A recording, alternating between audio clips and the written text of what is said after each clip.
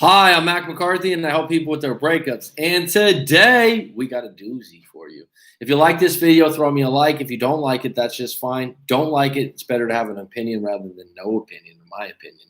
If you want to subscribe, hit the subscribe button. We're going to have live streams every day this year. And so I'm going to post those on Instagram, Coach Mac McCarthy at Instagram. The schedule will be up tonight.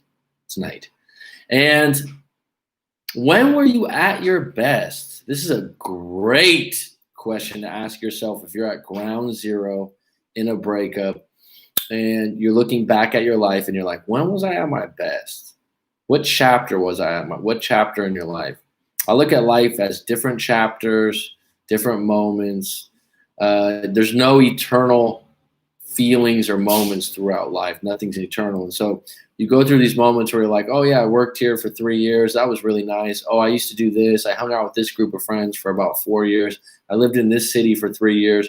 And if you've had a long enough life, you've done enough things, things will change. There's certainly some people out there that don't have a lot of life experience and maybe have lived in the same place for 50 years or 60 years. That's okay, but there's probably still some moments where you go, yeah, you know when I was at my best, actually? And so we're going to unpack that today.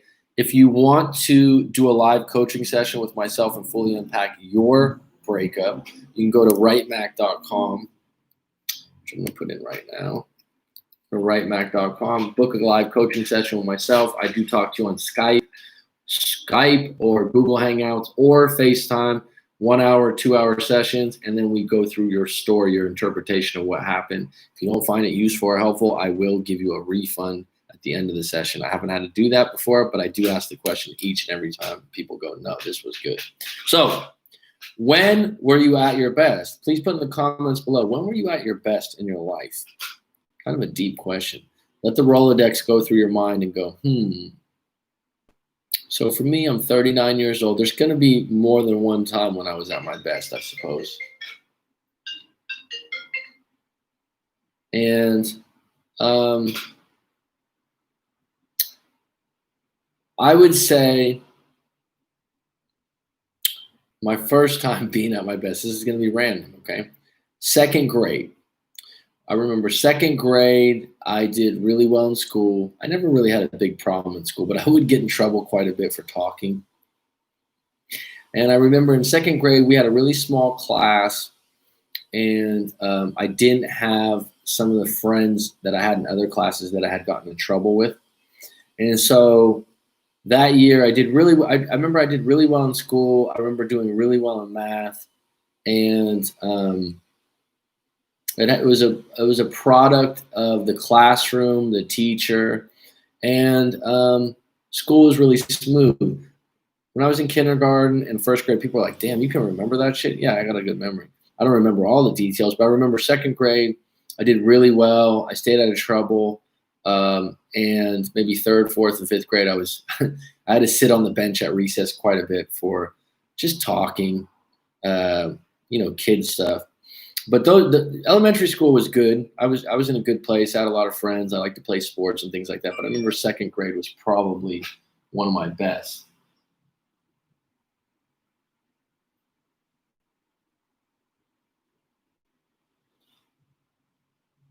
Hold on a second.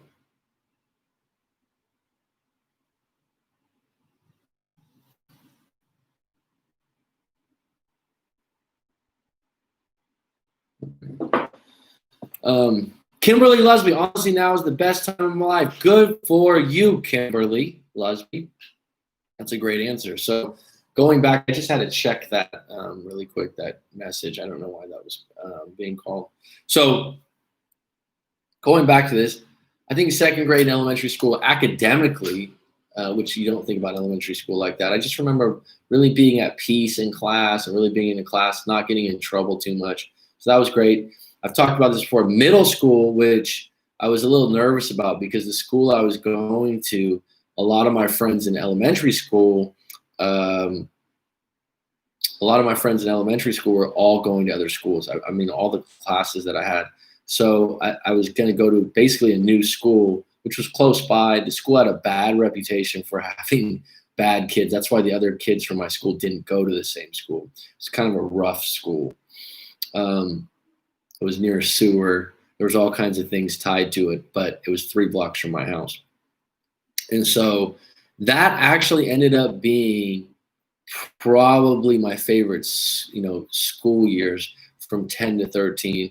I was on the basketball team. We had a great basketball team. I had a lot of good friends. I could walk to school, played sports every day after school. It was just great. It was probably one of the best times of my life. And I felt like I was at my best. I got pretty much all A's and a couple B's all semester. My mom was just showing me, like going through some old stuff. I had perfect attendance in 7th and 8th grade. And I didn't even know they kept track of that, but I had awards for that and whatnot. So that was, I thought I was really at my best. And then I went and hit high school. High school was a whole nother school. It was a whole nother district, totally different environment. Again, most of my friends from middle school didn't go to my high school, so I had to start meeting people, which wasn't a problem for me. But I didn't play basketball there. I've talked about that before. So that wasn't, I wouldn't say it was my best time. And then kind of floated around after high school. I went to junior college, was kind of unsure about what I wanted to do. Worked at a sporting goods store for a little bit, and didn't do anything really wrong, but I wouldn't say I was at my best. I was probably smoking a little bit too much weed at that age, which was common in being someone from California. And then I moved to San Diego and got myself a studio apartment. Still was a bit of a struggle in the beginning. I missed, the Bay Area and some of my friends. And then I remember by year 3 of living in San Diego, I remember I had the job I wanted. I had the schedule I wanted. I lived literally a stone's throw from Mission Beach, which was beautiful. I mean, everything that I wanted when I first moved to San Diego, I had 2 really cool roommates that I got along really well with. It was like having a couple brothers. And I remember just feeling like, damn, like everything was right. And I was just finishing up all my credits for junior college to transfer college. So I had so this is how you look at where you're at if you're at your best. On a scale of 1 to 10, do this right now. We only got 4 on deck. Maybe you guys didn't like me going into the elementary school stories. But think about it this way. When you were at your best, or if you're at your best right now, okay, and looking at different stages, I just don't believe when someone's like, I've always been at my best. Okay, go for it. I don't think you're being honest, but okay. But I remember at this stage, like I said, I had a part-time job at the top place I could work at. I had a great schedule. I had great friends. And one of the things that I think really is overlooked is how is your camaraderie with your household if you don't live alone. So my roommates, we were like best friends. So you'd come home, it was like having 2 brothers about my age.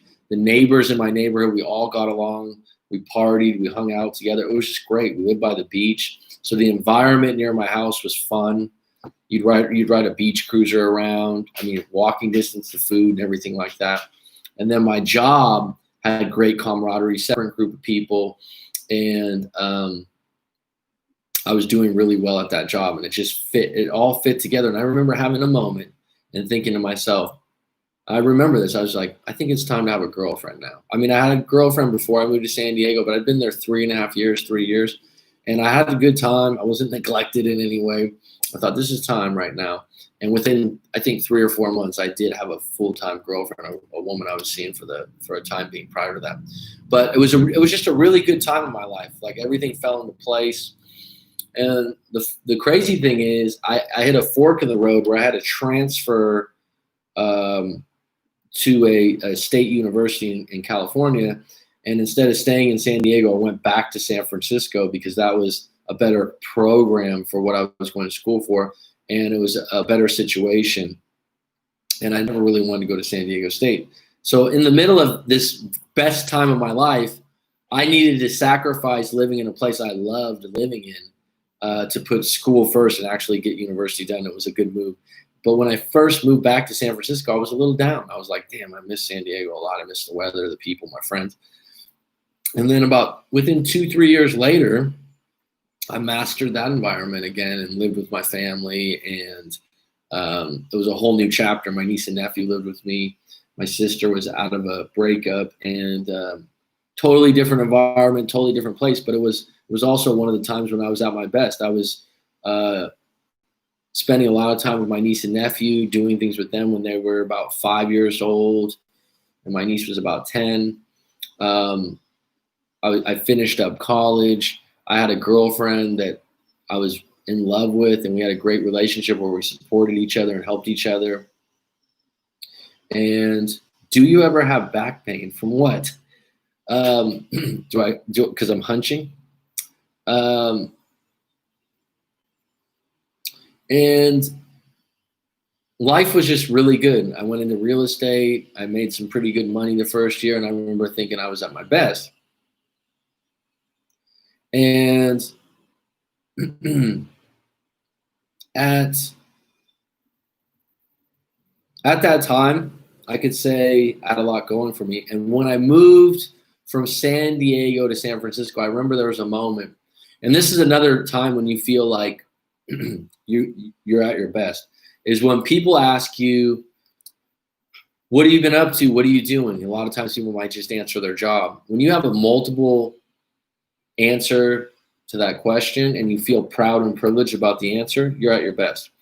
And so when I came back from San Diego to live in San Francisco, I was in San Francisco State University. I was going to school full time. I had would consider it a part-time job, but I was working 25 hours, real estate, which was pretty prestigious gig because I got to walk all the buildings. So when people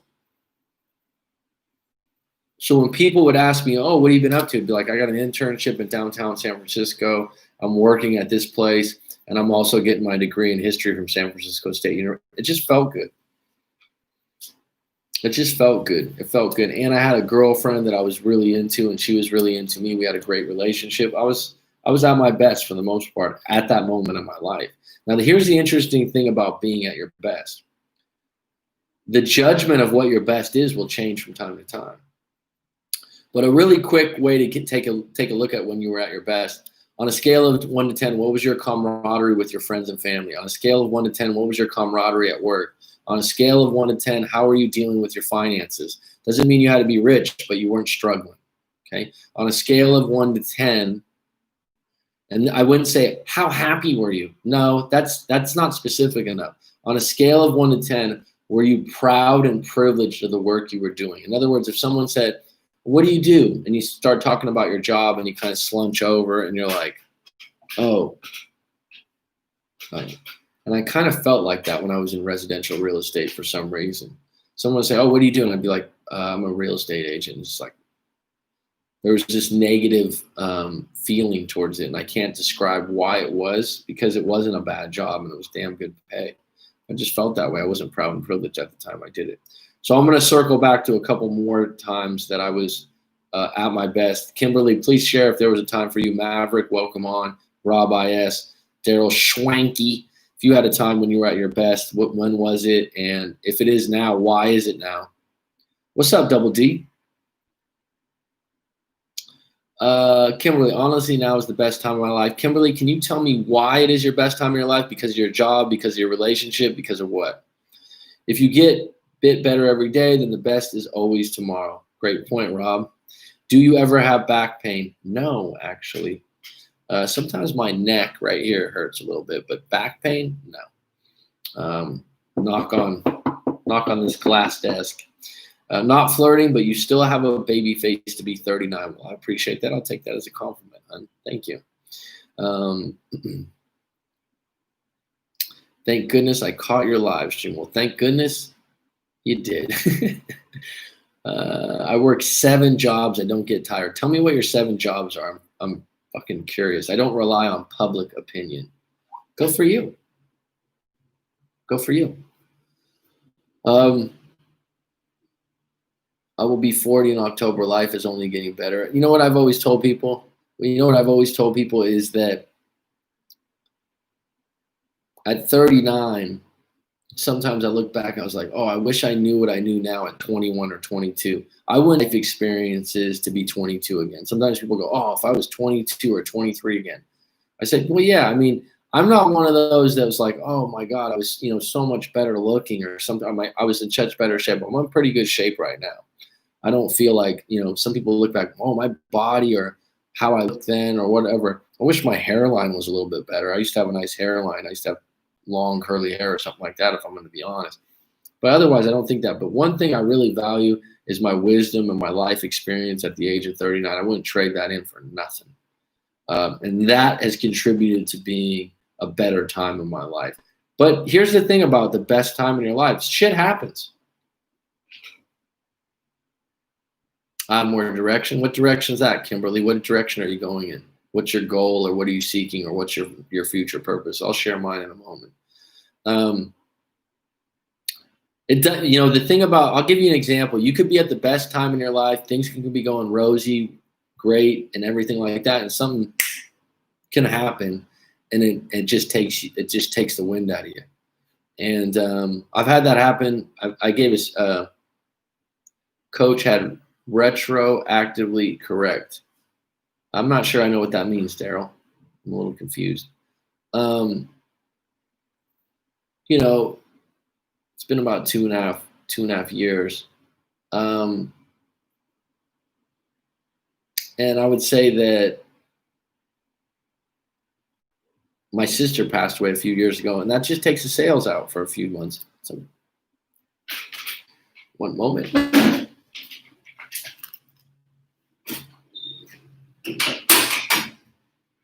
And that just takes the sales out from when you can't say you're at your best when something like that happens, right? You can't. You just can't. And so those are the kind of moments when you go, shit, wow, I'm not at my best for a moment. It's okay, because without the sour, you can't taste the sweet, like the great Vanilla Sky movie with Tom Cruise. I love that movie. What a great message. And if you look at your life and you go back through it, there's sour moments, there's sweet moments. There's moments where you're like, fuck, I'm never going to feel better. And then you move back up and it's like a heartbeat. It goes like this, right? And so when I say when you're at your best and someone's like, well, I get better every day or something like that, it's like, okay. But there are moments where you get knocked down to the ground, especially during a breakup.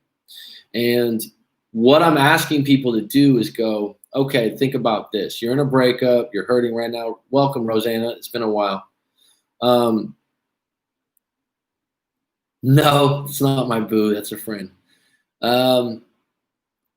You have this moment where you're in a breakup. You obviously don't feel like you're at your best. Here's the crazy thing. You're at your best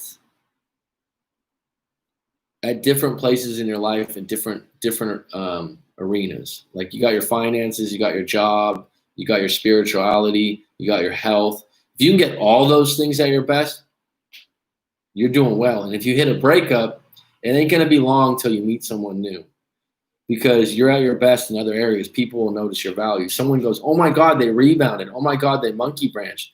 Where are they at in life right now? Well, they got a good job. They go to the gym every day. They do yoga. Oh, they do this. They're a fucking catch. They got people knocking at their door the minute they're single, and they have options. And someone's like, well, they should be mourning their ex or something like that. Not necessarily. There's a guy I know that I think he's about 51, 52, goes to the gym. Women find him to be a good-looking guy. He had been in a 20-year marriage, found out the wife was cheating on him, hadn't been single in 20 years, very religious, and is a Christian, I believe. Within months, within a month or 2 months, he was telling me, God, I got this woman I work with. She's already kind of coming on to me. I don't know what to do. I haven't been single in so long. I'm like, Mike, go out with her. Right? In the final 2 years of his marriage, they hadn't had sex. He didn't take, I was like, you're going to meet someone, no problem. Because he had a lot going for him.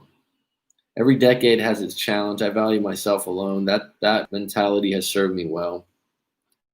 I value people around me. I wouldn't say I value myself alone. I don't know what you mean by that. Maybe I misconstrued that, but I definitely value relationships, friendships, colleagues, my mom, My dad. So I would say that when you think to yourself, when have you been at your best?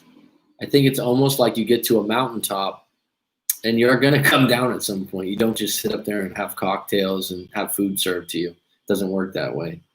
People will let you down. Be centered. If you're going to make that as a general statement, Daryl, that tells me that someone's let you down and now you think it happens all the time. But people will let you down. Be centered. It's a good statement to make. You know what I've gotten better at with that, Daryl, is when people let me down is ask myself, all right, where's my power in this situation? And what is it that I really want from this situation? It's like,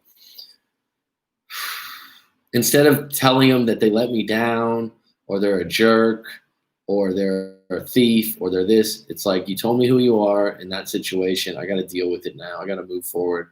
And I got to really be honest. What do I really want here? Do I really want to I've had a real problem being a teacher for years. Yeah, don't be a victim. Exactly, Daryl. I've had a problem before, and I think a lot of people have this now. We have a society or subcultures out there that just are critics of anyone that's doing anything big. Let's take, for example, sports. I'm a sports fan. I've been a baseball, basketball, and American football fan since I was a little kid. My grandpa had me reading the sports page. I'm a Niners, Giants, Warriors fan.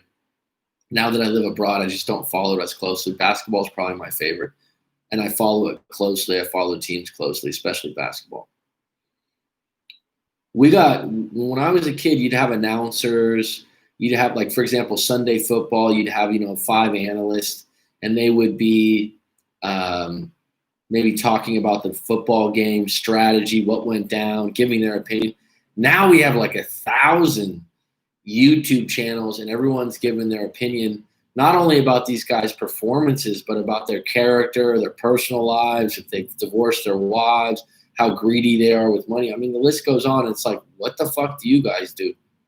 I mean, there's a guy, I'm not going to say his name. There's a guy on a major sports channel that's completely overweight, out of shape, right? And you're sitting there ridiculing and critiquing professional athletes, and you can barely walk around. It's just interesting to me. You want an island girl that hangs out on the beach, LOL. You want an island girl that hangs out on the beach, I guess. Where are you from, Rosanna? Since the Sonics left Seattle, I dropped out. Go Blazers, West Coast for life. Are you from Seattle, Daryl? Schwenke? I didn't remember that. I actually went to a Sonics game in their final year. And that's when Kevin Durant played for them. Everyone forgets that. Florida. Never been there. Would like to go there. I remember you being on the live stream before. I didn't remember that you were from Florida. I didn't remember that. I apologize. Rosanna, when have you been at the best in your life? What was there? What was the moment when, like, I'm really at the best? To me, it's when I've had a job that I'm proud and privileged to do. I've had a nice group of friends. And this is underrated too. I like the environment I live in. And those are underrated, actually. Being proud and privileged of the job you do, not necessarily the money you make. Liking where you live.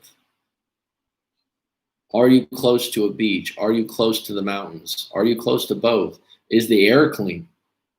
I've lived in a couple places that had unclean air. It's like right now you got the fires in California and whatnot. I was just talking to my mother in Northern California. And she's like, yeah, we can't go outside for more than an hour. I was like, what? Jeez. That's no one's fault, but that's something that impedes in your lifestyle and your happiness. And all that stuff blends in together. And I would say even when you're at your best, you're still going to have a bad day from time to time, but you're able to deal with it more. And where I'm going with all this, for anyone that's in a breakup, if you look back at times when you were at your best, and maybe you want to write this out, It's like, well, I remember, like I said, middle school, I was at my, if I was going to look at school, middle school was a time I was really at my best for a variety of reasons. Uh, um, there was a time right when I finished college. There was a time when I lived in San Diego. And look at, and I wrote this in the notes, right? What were your romantic options? What were they? What do I mean by that? What were your options as far as the opposite sex, or if you're gay, the same sex? Um, what were your options when you feel like you were at your best? Were you attracting more women? Were you attracting more men?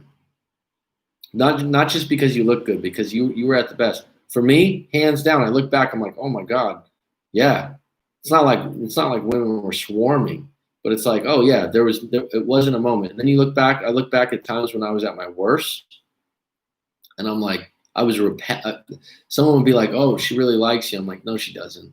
Right? You know what I mean? I remember post breakup, 10 years ago, I'm at a really bad place. A friend of mine that was my roommate at the time, I was just in a bad place. Didn't like my job, was hurting over the breakup for a variety of reasons beyond just the breakup. Family lived in a different area, yada, yada, yada. I remember this girl moved in across the street, and she was cute. And my buddy's like, dude, did you see the way she was looking at you? She's interested in you, bro. And I'm like, nah, I don't think so. It was like, it's one of those things, and when you're at your worst, even when opportunities pop up, you just don't even believe they're real because you're in such a bad place. I'm happy now because I don't have any drama in my life. Some people like a little drama, right? Good for you, Rosanna. I live in SoCal, and the smoke is heavier than 420. Well, I get where you're coming from on that. Where in SoCal do you live? Do you live in maybe you told me already, Daryl. In dodgeball, I never get picked last, but with women, I extend my credit too far. What does that mean, Daryl? I'm a little puzzled. Can you elaborate? My career is wonderful. I'm currently in the process of moving, which is a plus. I also learned some lessons from my last breakup. Well, that sounds good, Kimberly. So if I may ask, Cannon City, Colorado. Oh, so you're saying Southern Colorado. I thought you meant that's not SoCal. Cool, man. I don't even know where that is, but Colorado seems like a cool state. Didn't Joe Rogan live in Colorado for a while? God, Joe Rogan is just bashing California now that he's moved to Texas. Jeez. I mean, someone that's lived in, I'm from California and stuff, he's just taking shots left and right. Why is your career wonderful? What do you think why is it wonderful? And where are you moving to? He ain't wrong. I also learned some lessons from my breakup. That's the best thing you can, coming away from a breakup, like I said yesterday in my live stream, breakups are an opportunity to learn some stuff. It's like I just did a private video response to a breakup story. That's a paid service I do on writemac.com of $65. This guy wrote out his story today, and he's like, I was arrogant. I was an asshole. He goes, I believe that you had to check your woman to keep her in check. And she told me that she was walking on eggshells all the time. And he was saying that the toxic masculinity videos on YouTube had affected that, and him listening to hip hop quite a bit had made him believe that he had constantly had to check her ass. And I was like, well, it's good that you had this breakup so you can realize that that's not the recipe for a good relationship, nor a woman that's worth something and has some value. She's not going to put up with that shit long term. Want a nice partner if there's any nice, faithful, fun guy. So right there, when someone says, I want a nice, faithful, fun guy, does that mean that the last person you were with wasn't faithful and wasn't fun? I found that out firsthand. My breakup really woke me to me deficiencies. Okay. I know that the reason I brought up this topic today, he wasn't faithful. The The reason I brought up this topic today is because the number one reason I had so much trouble in my breakup was I wasn't at my best in a variety of places in my life. Oh no, Bud Rums, how are you, dude? How's it going, Bud? Are you in Brazil? This is a client I've had in live coaching before. That's just a fucking good dude. He was a narcissist. I'm great. I ain't for everyone. Who is, right? What's up, Jen? How are you? Bud Rums. I'll just say Bud, right? I hope you're well, man. I know you're well. You're good people, man. Good people. I'm great, but I ain't for everyone. Who wants to be for everyone?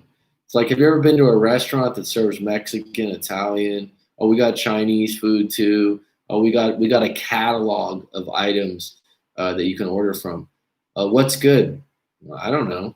You don't have any specialties. It's like human beings. You should, if you want to have really good confidence, specialize in 2 or 3 things and be really good at them, and then admit your faults. I really enjoy your train of thought. Thanks, Daryl. I appreciate you, bro.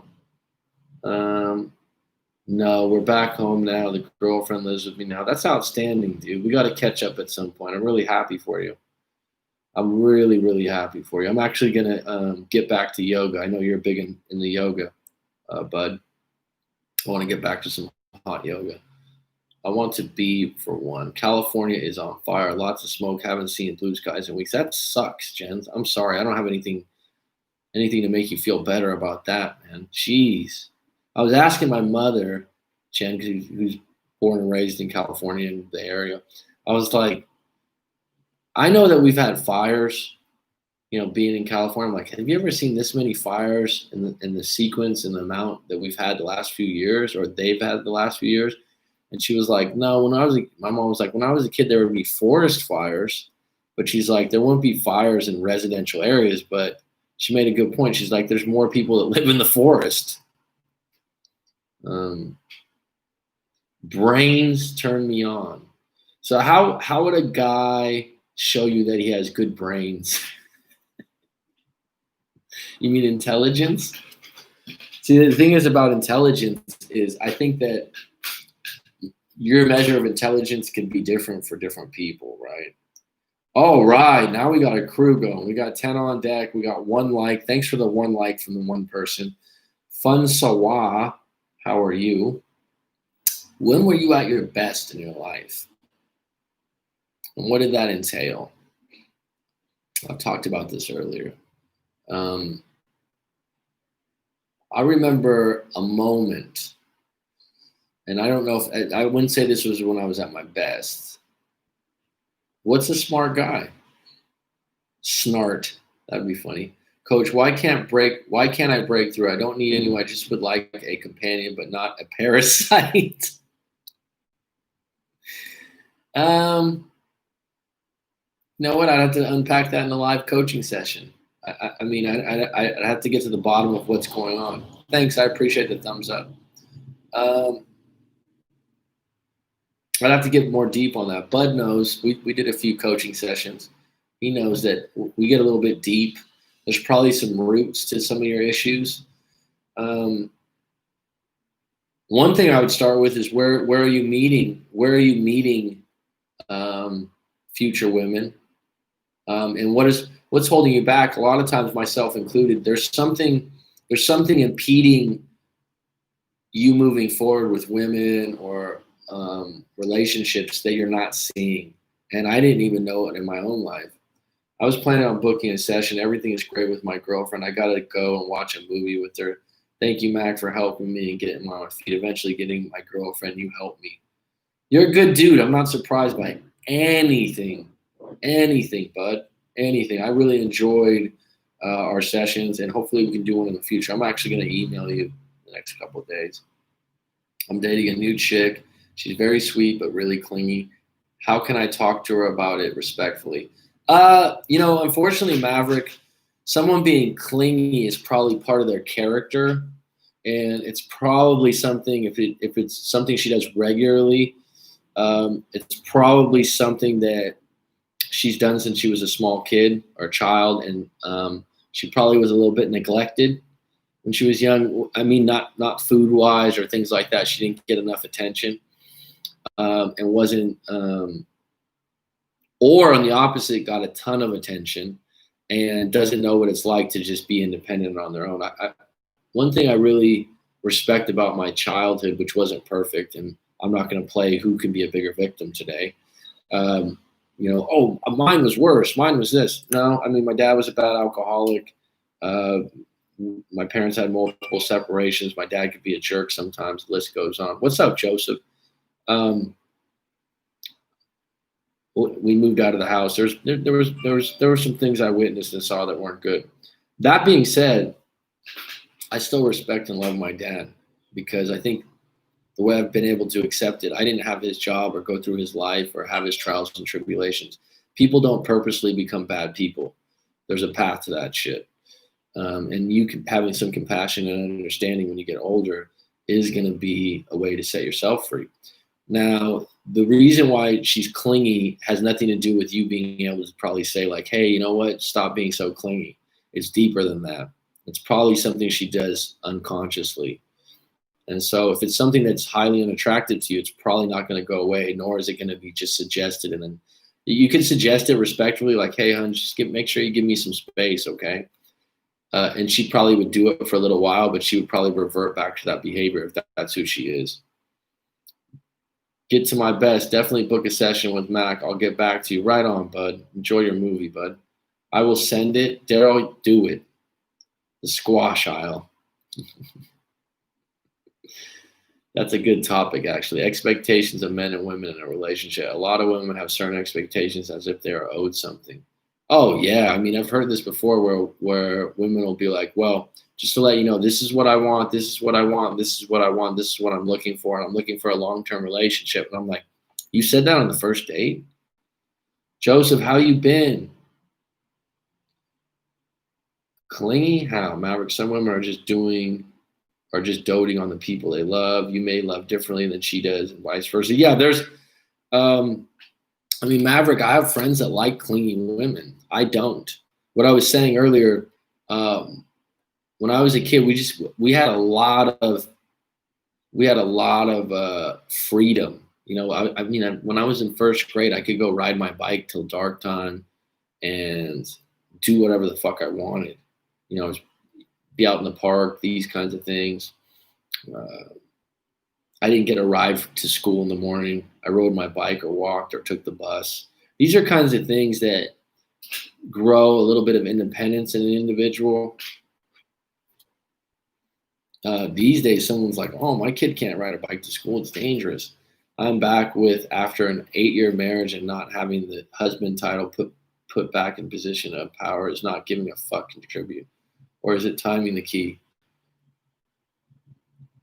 I'm a little confused by this statement. I'm a little confused. Been all right, just living the dream. Good for you. What's the dream, Joseph? Hope all is well with you. Thanks, but I appreciate it. What's up, party animals? Will shape your future, party animal. Remember the movie Animal House? That's an old one. That was 100 years ago, too. Many predators out here now, Mac. Yeah, you know what, hon? I mean, if I had a kid and I was in California, I'd be the same way. I'd be paranoid, probably. I think you told me you have kids, right? I'm thankful for when I grew up and the freedom I had, though. I mean, like I said, I would ride my bike. Like I said, first grade, I was riding my bike, and it was a good 8 or 9 blocks from home. It was like a 15-minute ride to school or something like that. Took the public transportation when I was 10 years old. I'm back with an ex after an 8-year marriage. Things are going great, but it's the fact that I don't give a fuck, or is timing key? It depends on your situation. Timing and circumstances affect every relationship. The fact that you don't give a fuck is a broad statement. I would need to know what you mean by that. What? Yeah, that was in the 30s. Well, different neighborhoods are different, right? I mean, I grew up in the suburbs of the Bay Area, Silicon Valley, which is now just outrageously expensive. But where I grew up, it was a working class neighborhood. Like I said, dad's a truck driver. Mom was a secretary. slash office manager of a dentist office. The people that were around me in my neighborhood all had working class jobs. There was nothing prestigious or anything about that, but you certainly could feel safe, to have your kid go out and like I said, I would every day. My parents worked, so they weren't home till dark. But from about, I want to say about 7 or 8 years old on, I was going and doing whatever I wanted, and then coming home about dark. I would call my mom when I got home from school and then go out. You didn't have the internet though, where the weirdos and perverts congregate. Not this bunch, but you know what I mean. Yeah, it's a totally different ball game. You're right. I'm thankful for it. My love language is sarcastic and K8. K8. What's that mean? I'm definitely sarcastic. It's funny about sarcasm. Someone goes, "I can't tell when you're joking." Yeah, that's the point. It's just a whole new world. I don't think I could navigate dating scene, dating apps, and online dating the other day. The topic was dating apps, and I was thinking, like, dear God, I need that in my personal life.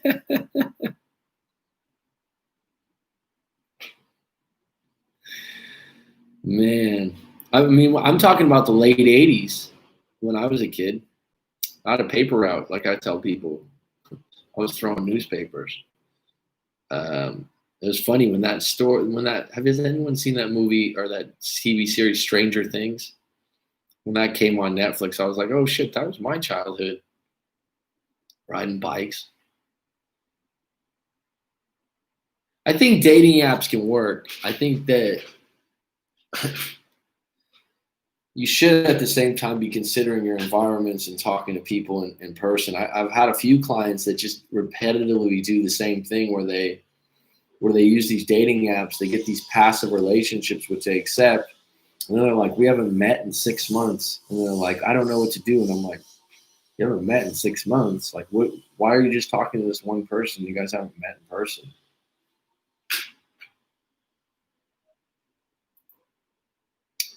Cynicism is good sometimes, but it's a shitty world out there. Most people aren't trying to be cynical at home or in their relationship. They want a soft place to fall. Is cynical the same as being sarcastic, though? I don't know. You think those are the same thing? I grew up in Chico. Are you serious? You're joking. My parents live in Chico. Compare our generation to our parents' generation. Couples stayed together back then, and the majority did. I would actually say, Maverick, grandparents stayed together. I'm saying I'm 39, so I don't know what age range you're talking about. I always say grandparents stayed together. Yeah. But parents' generation, which would be my parents' generation, those are people that started to get divorces more regularly, and they would hold on to their marriage as long as they could, though. Right? And now I think the next generation, they'll get a divorce in 2 years. Compare our generation to our parents' generation. The reason why the generations are different, Maverick, and I've talked about this before, is the reality is that with the internet and the options, it's like, for example, grandma and grandpa, if you had a grandma and grandpa that had their house, they had the same shag carpet, they had the same TV for 20 years, they probably had a car they had for 20 years, to change, they go to the same church, they probably met in high school, they had similar values and morals. Then the next generation comes and it's like, all right, we have more opportunities, more things. Now we got the next gen, like nowadays, you got to get a new phone every 2 years just because it has a better camera. You got to get a new TV every 2 or 3 years because it's got twinges to it. You got to get a new car you know what I mean? It's just that people are into upgrading, better. No one settles for less things. And so I think that transfers over into relationships, and people have far less patience on working things out. Yeah, thrive when you live your truth. Everyone's fart stinks, even your own. Don't point the finger without looking in the mirror. Stay on the path of your truth. Live it, and others will recognize it too. Wow, that almost sounds like something that someone will put in a yearbook. Good for you, XM3. Thanks, Fun Schwab. You're welcome. Jay Bond, you're the best. Thanks, Jay Bond. I don't think I've seen you before. I've obviously haven't seen you before, but I haven't seen you on the live stream. Speaking of cameras, those online dating apps should be short term. They need to FaceTime within a couple weeks if they're interested. I've always said people have so many complaints about dating apps. Make a new one. WriteMac.com is going to have a platform for people that want to be a breakup coach. It's not going to be cheap, but I'm going to give you an opportunity to put your profile up. And if you want to do what I do and put yourself out there and give people advice on their breakup stories, you have an opportunity. So one of the other things down the road I'd like to do is develop a way that people can use being in a breakup and their story and profile that into a dating app. The thing about dating apps, I think that there just needs to be more options. That's all. You know, currently people jump into different things and Tinder, and I think some people are tired of the apps that seem very surface based with basically you have to take a really good picture and look really cool. And, you know, people that are down to earth and cool, everyone's attracted to someone good looking. And what's good looking to you is maybe not good looking to me. But then there's like 20% of the population where everyone will go, yeah, no, she's good looking, right? But the reality is people are attracted to your rough edges. They're attracted to the fact that you can spill a drink and laugh. It's just a place to meet, I would think. Once you FaceTime, it blows up any facade that could be wrong. Most people can size someone up within the first 3 minutes of meeting them. You can't fake chemistry. I think that's true. Someone was saying, Fun Schwab, a recent live stream, that a woman knows if she wants to sleep with a guy within the first 3 minutes of meeting him. And I was like, I think that's true a lot of times, but I do think it's true that you can have someone grow on you that you work with, that you maybe go to university with. So I don't think that's 1,000% true. Do you think it's true? I like to meet a person first and then I'll FaceTime her. What's your advice on when you know you need space but might not have a choice? What's this pertaining to?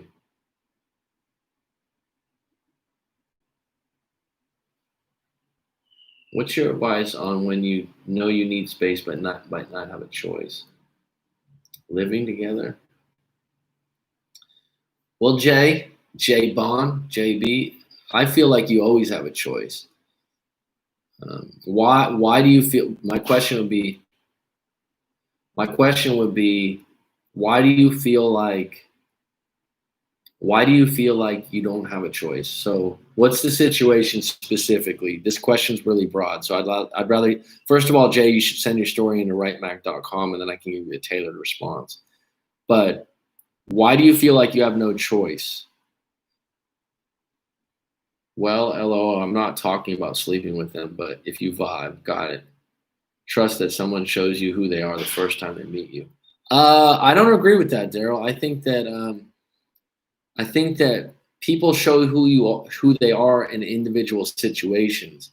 So this is a really, really different concept, but someone will say, oh, now I know who this person is. And I'm like, well, someone, for example, let's just say someone doesn't tip. Right? I'm from California. Everyone tips 15, 20, 25%. And then, you know, I have friends that are from the UK. They don't tip. They're just like, we don't tip. We don't do that. And someone else will be like, wow, now I know who you really are. No, that's how they were raised, and that's a subculture, and that's what they do.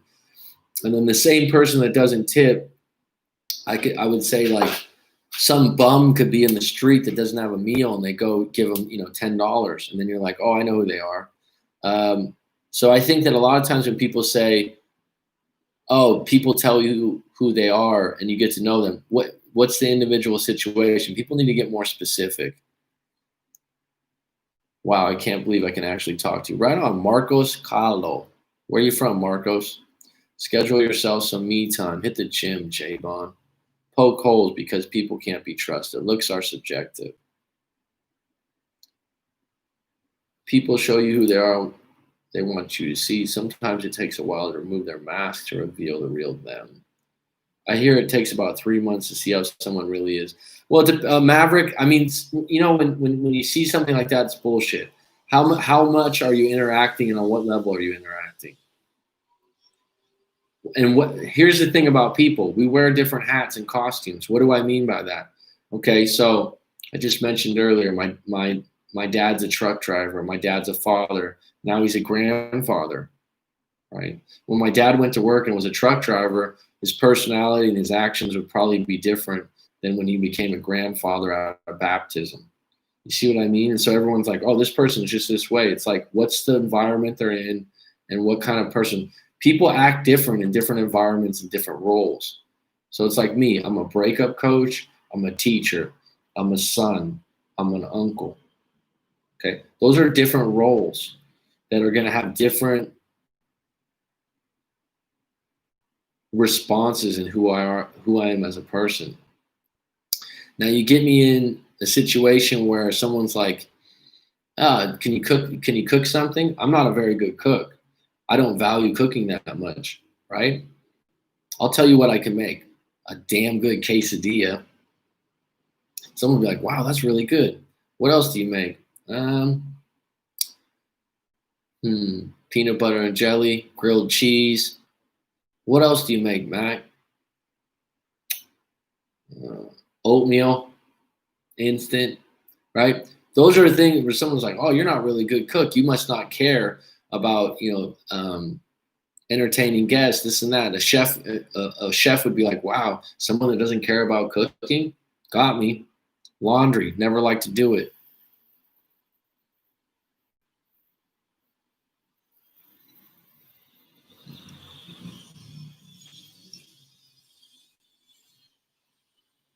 We got some new people on deck. I hear it takes about 3 months to see how something really. My girl went to a party without me, and some guy who was older than me hit on her. She immediately told me, and I pulled up to the party. We then decided to sneak into a random room. She then told me she was horny and wanted to have sex. I did the usual, and I made out with her and other stuff, but I got a little because I went, wow, Marco, that's a pretty detailed. I would appreciate it if you helped out. I don't know what you want help with. I don't know what you want help with there. I'm a little puzzled. I think you're sharing a intimate interaction with your woman. But what went wrong? She got hit on, and then that made her aroused, and then you got action. And what do you want? What do you want a response about that from me? Are you being sarcastic? I don't know. We have an apartment together, and they're moving out. Who's there? It's not like I can just go to friends or something. We're more or less in a different state together. Apartment to be more active. J-Bon, I'm still kind of confused about your story. That's why you have to write the whole thing out and go to writemac.com.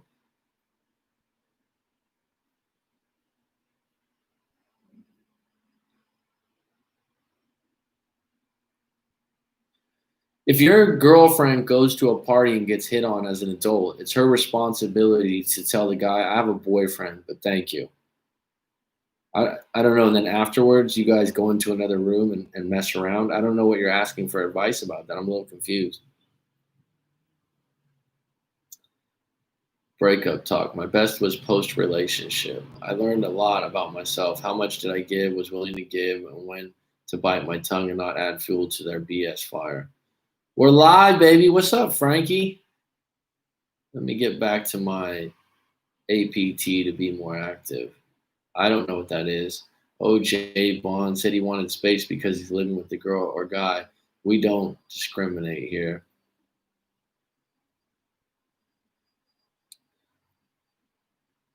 Yeah, Marcos, I'm a little confused on what you're looking for. Choice is the only thing you really own. Good point, Daryl. I told one of the guys that drove me to the party that he said he thought she cheated, and I don't know. I need another personal opinion.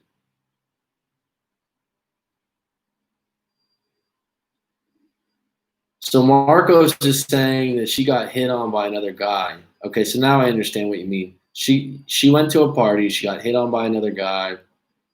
He shows up to the party. They go into another room. She's already physically aroused, and he's saying that he's suspecting, why were you already aroused? Is it possible the minute that you kissed her and went into the room that she was aroused? KNB.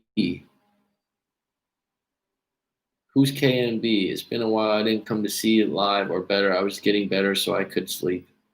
KNB. Hi, Coach. Long time no see. I don't know KNB. I'm sorry. Thanks a lot, really. Well, thank you. KNB. I don't know who that is. Maybe you can give me a hint. Listen, when they say I think you deserve better, they obviously don't think they fit and they're over the relationship. I think when someone says I think you deserve better, it could mean a couple things. Number one, they believe they can do better. It's a projection. Like, I can do better, you can do better. Or it's, I've been doing something wrong, I'm guilty of it, and you don't deserve how I've been treating you. I got a little suspicious. Do you think she was aroused by the guy hitting on her before me? I mean, there's certainly a possibility that the minute you guys went into the other room together and started hooking up, that she immediately was aroused. I mean, there's some women on here, isn't it? I mean, a woman can get aroused quite quickly. So I wouldn't just jump the gun and say that the fact that, well, think about it this way, Marco. Let's say you're at the party and some girl hits on you that's hot. Right? Let's say there's some dancing, and let's say you're doing some dirty dancing. Let's say you guys are freaking. If you guys use that term out there. Remember when I was in school, it's called, you guys, all of a sudden you're dancing together. You're like, I'm not doing anything wrong. You get aroused as a man. Your girl comes to see you, and your girl's like, let's go into the other room, and you're already aroused. Does your girl have a right to be upset with you? Are you guilty of something? I don't know. The bottom line is you are the two that are hooking up, not someone else. How about this? Have you ever been aroused by just looking at another woman that's highly attractive in a provocative outfit, and then you, by seeing that woman and then seeing your girlfriend afterwards, somehow are more turned on? Is that a bad thing? Did you do something that wrong? I know Mike would say, hell no. Mike, welcome. Good to have you, buddy. I'm also driving around, so let me get back, and I'll just let it there. Yeah, Jay, I just need Jay. I need more elaborate. Thanks a lot, really. KNB, thank you. I don't know for what. Jay Bond is driving, so he's headed back to his apartment so he can participate in the conversation better. Okay. Arousal begins emotionally, which turns into physically. Consider that. Good point, XM3. I'm saying that, I'll give you an example. I remember, this is years ago. I remember me and my ex-girlfriend, girlfriend from years ago, who had a pretty good intimacy relationship, what have you.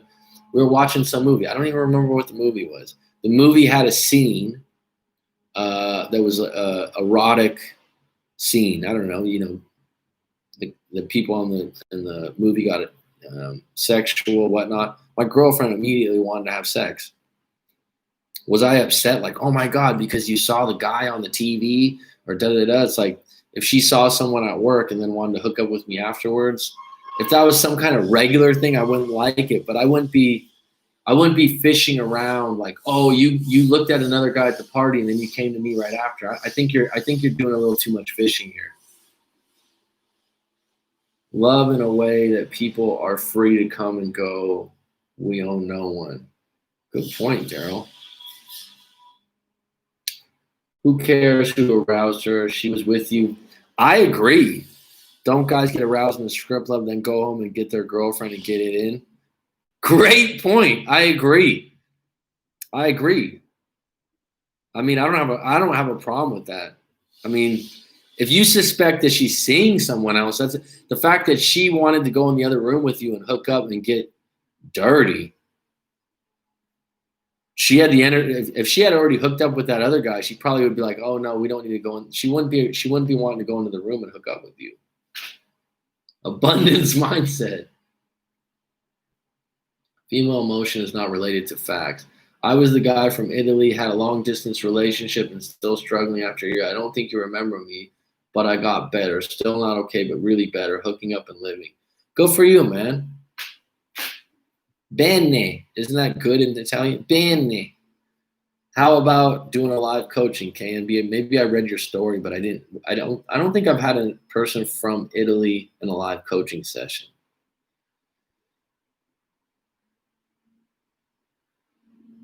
Some couples watch porn together and then do it. Yeah, of course. Remind me of one of the old regulars on this chat. I forgot his name though. He was cool and dropped good nuggets. Maybe you're thinking of Rob IS. He's usually always on. He's not on today.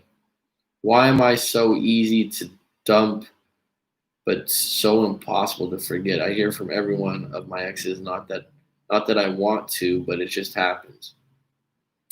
I would say that's actually a positive if your exes still want to talk to you in a positive way. Your relationships are a reflection of you. Agreed. Don't fish around. You're going to hurt yourself. It's going to hurt if they especially don't care about who or what set the emotion being aroused. Your time, your energy.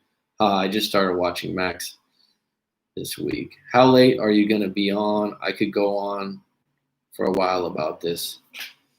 It's been an hour. I'll probably be on another 10 or 15 minutes. Really appreciate all you do. No problem, Jay. With the blue heart. Like I said, if you really have a lot to unpack here, I do recommend to go to writemac.com, send out your story, and pay for the thing to be unpacked in a video. Or if you want to do a live coaching session, which if you don't find useful or helpful, I'll give you your money back. Not Rob. He was a young guy, but very wise. I think you're talking about Nike One. We had done a live coaching session before. He used to go by Nike One, which wasn't his name. The interesting thing about my live stream, someone was telling me before, you should do less live streams. You should do more catchy thumbnails. It's like we're building up a little tribe here, a little group that gets to know each other. I like where this is headed. I like that there's not 1,000 people on the live stream. But if you want to join my Instagram, it's Coach Mac McCarthy. Coach Mac is a vibe. He gets in on regularly, but late as hell. I always miss it because the girl has to get rest. G Money, good point. Oh, G Money, yeah. He hasn't been on as much. He's got a girlfriend now, I think. But yeah, he's cool. I really like him. It's G Money. So when you say it's late as hell for you, it's right now my time. It is 12 noon. I just found out about this guy. Subscribe immediately. Chill as fuck. Thanks, Marcos. That's my approach, bro. I take it as a big compliment that a lot of people tell me I'm authentic and genuine, and I'll take that as a compliment. There's a lot of people trying hard to be cool on fucking YouTube.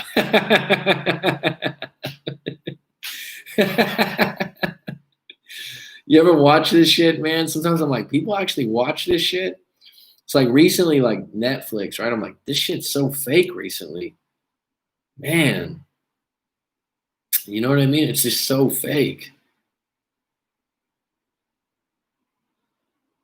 He's fancy now.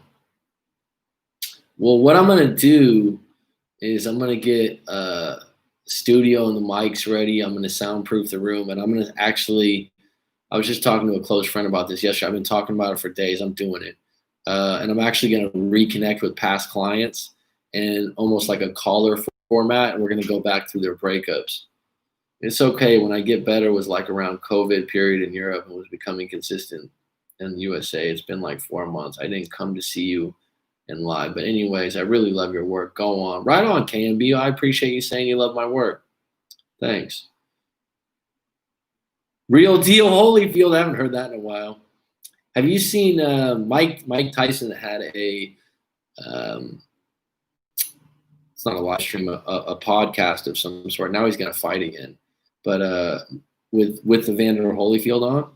Evander Holyfield, man, hearing him get interviewed, he's a down-to-earth dude, man. He's talking about like his growing up and his mom and how he got into boxing. It was really interesting. Well, Marcos, I'm making a commitment to do it every day. It's going to be at different times, but most of the time it'll be around this time. But it will be posted on Instagram. I've been posting the schedule on Instagram, which is Coach Mac McCarthy. So the schedule should be up. I will be on tomorrow, same time, which is 10:30 a.m. Indochina time. You're gonna have to Google Indochina time, which is Thailand. Legends. You talking about Tyson and Holyfield? Man, you got to give Tyson credit. One thing is, like, I just saw him on Joe Rogan. I didn't watch the whole thing. He's just at a point in his life where he just says what he thinks. You know, he's not like. That's what I'm saying about people trying hard or being plasticky. There's a lot out there, that's for damn sure. And that's one of the compliments that I'll take and I'll accept and I'll appreciate is when someone's like, man, you just seem like you're being honest. You'd think like, oh, yeah, most people are like that. It's like, you know what's crazy? When I visit my parents about once a year, I'll stay at my parents' house. And for years, like, you know, it's kind of funny. My dad's your classic. He reads the paper and shit like that. And they were watching cable TV with news and commercials, you know, like the 5 o'clock local news or whatever. And I'm like, you guys still watch shit with fucking commercials and you still watch news that's like, hey, I'm Dan Ashley, and today we're reporting live over at John's place, and recently a bat just flew through the window. And like the guy's hair's perfect. It's like, it's so fake. When you watch a news person now, I'm like, God, how did anyone ever watch this crap? It's like their teeth are perfect. Everything's perfect. Their delivery's like, yeah. Then we came onto the scene, Ron, and basically what happened is the perpetrator entered the building from over there. It's like you hear this shit and it's like, jeez. Let me go to YouTube and see if I can find someone that's just real.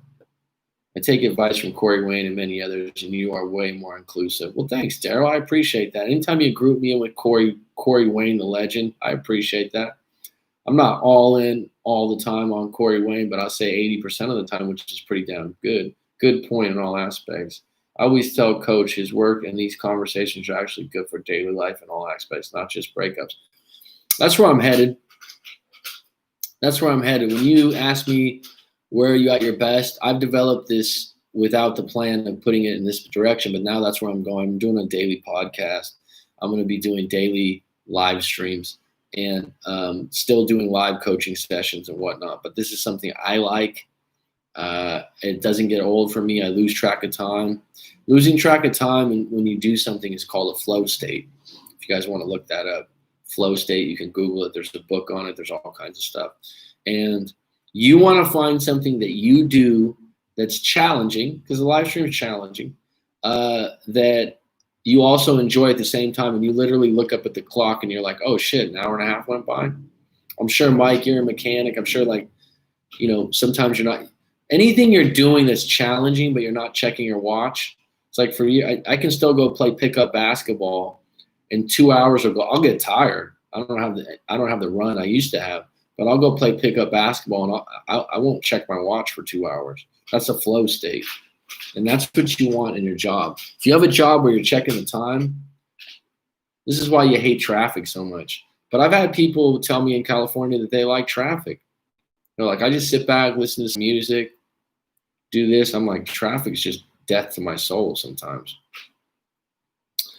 All right, folks, we're at an hour and 9 minutes. It's been good. It's been grand. It's been excellent. I want to ask you if you have any closing questions or if you want any suggestions for a future live stream. I'll take them down right now because I'm going to do live streams, like I said, all this week. So if you have a suggestion for a future live stream, we got 11 on deck. Something you want to unpack?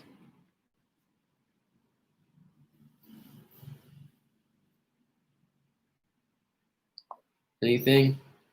Tyson versus Mayweather is going to be epic. They're supposed to fight? I didn't hear that. Tyson will kill him. No way. Tyson can get down to that weight?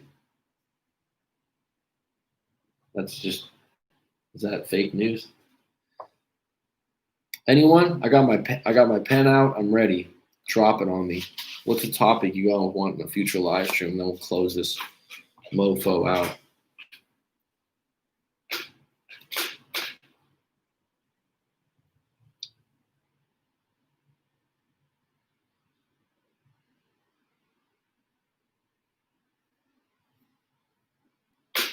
Maybe one would be, he asked earlier, when you feel you have no choice.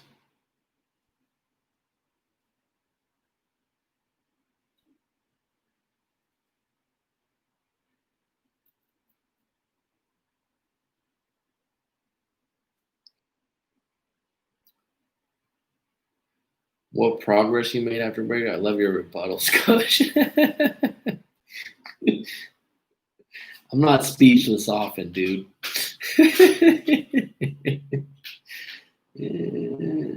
It's like I've been a teacher for years. I don't write elaborate lesson plans. What progress you made after a breakup? What progress?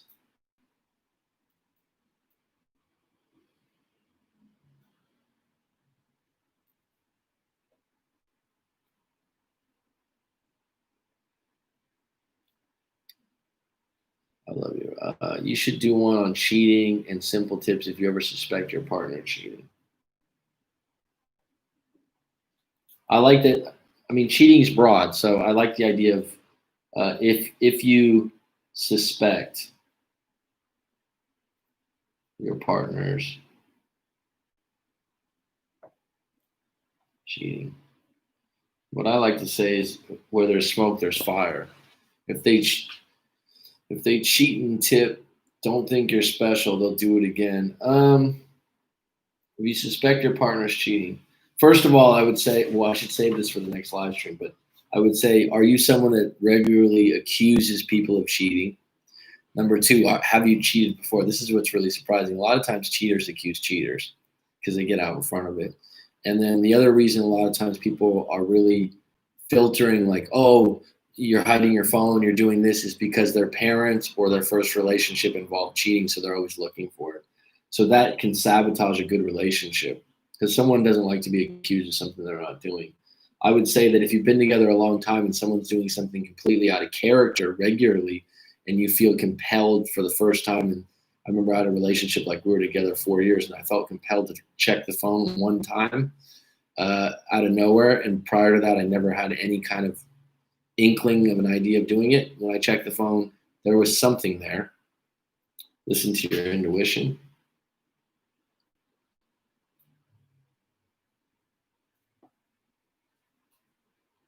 Intuition can be flawed. I'll talk about that.